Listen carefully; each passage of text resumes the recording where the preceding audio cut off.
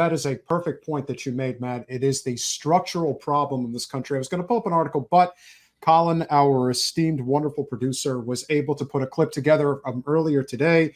Who better than Glenn Greenwald to talk about the recent vote to reauthorize the FISA Act, which basically means that we do not have any civil liberties when you get right down to it. So this is like the whole concept of the Patriot Act and how people thought that the Patriot Act was done in response to 9/11. No, the Patriot Act was passed because they used 9/11 as the political football they needed in order to get it across the finish line. I read that thing. Yeah, pretty sick, I'm sure. I read it. I am that dork. Oh, you are a lawyer. So.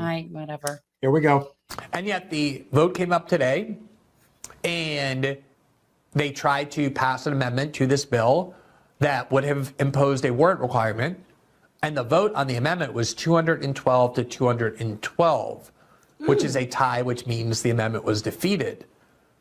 And the only reason it was a tie is because Mike Johnson, as Republican House Speaker, did something he rarely does, which is actually cast his own vote on the bill. Had he not done that, it would have passed 212 to 211.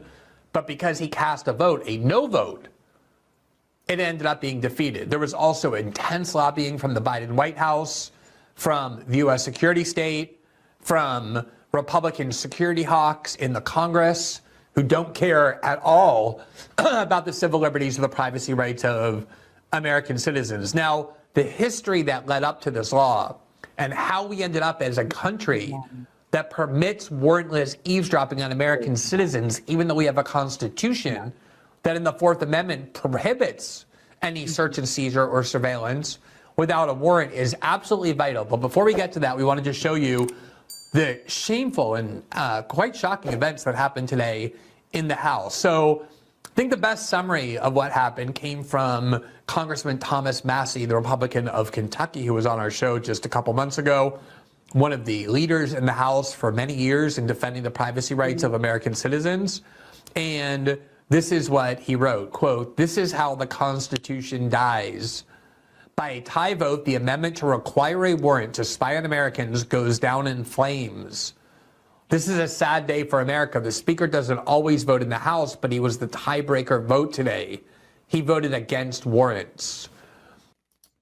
I think that we don't even need to listen to anything further because the point has been stated. You know, a lot of times when we talk about this, we recently had a congressman down here named Ted Deutsch, who is now basically is Wasserman Schultz adjacent in terms of the being captured by the Israel lobby. Now, he's somebody who supported Medicare for all. But we all know that much like bills like this, they'll vote yes on it because it doesn't have a chance of passing. Right, it's just posturing. So when something gets close, like this particular bill, to basically protect our civil liberties, as the likes of the Thomas Massies of the world, who are the few good members of the conservative right, are actually looking out for our constitutional rights. Mike Johnson had to do what the military-industrial complex wanted him to do, which is, no, we are reauthorizing our ability to spy on all Americans.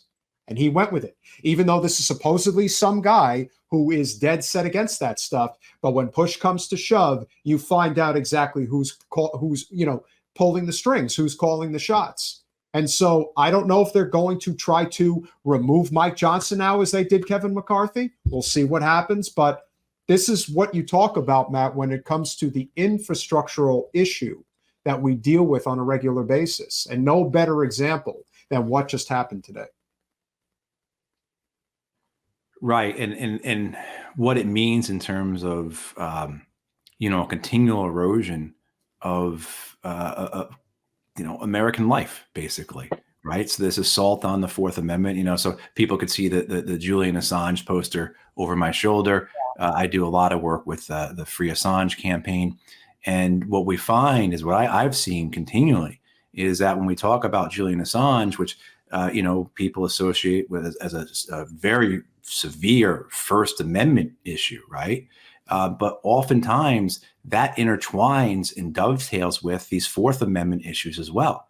So this concept of government censorship is almost unbreakable from this idea of government surveillance. The assault and erosion of the First Amendment goes hand in glove with attacks upon the Fourth Amendment. Yeah, for sure. Well, we lost 4, 5, and 6 in the Patriot Act. And I remember reading it at the time and I'm like, well, that doesn't look good. And then everybody was signing it in Congress and none of them even read it. Right. None of them even read it. Well, remember when they passed Obamacare, as Nancy Pelosi so eloquently said, we have to pass it and then to know what's in it. And I'm just thinking, is it really like this? Yes, it is. And that's why people lose hope. And that's why. No, please. Go ahead. Oh, no, I was just saying that. And the issue that it comes is people think this doesn't affect me or it won't bother me or, you know, and you see the creep that comes out of it, that this is only about people who are talking to people overseas. But, you know, the way that it works, the way that both the FBI and local law enforcement can utilize this information for their own purposes whenever they want is very well established. I mean, thousands upon thousands of incidents of the FBI and local law enforcement utilizing this data that they should not have access to. And you know, I mean, this goes into other things too, where you have, well, say just in the case that occurred recently where, what was his name? Joshua Schulte, who was the person who leaked the Vault 7 CIA files. During his trial, it was brought up that his use of a VPN, as well as other privacy tools on his computer, were indicative of criminal behavior. Not because he was, you know, doing criminal things, but because it had the possibility of doing criminal things, right? That anyone using privacy software has the ability to mask what they're doing. And because they can mask what they're doing, well, that means they could be doing illegal things or untoward things or things that we don't approve of. So you can see how this, you know, this slippery slope exists. And it's very, very dangerous.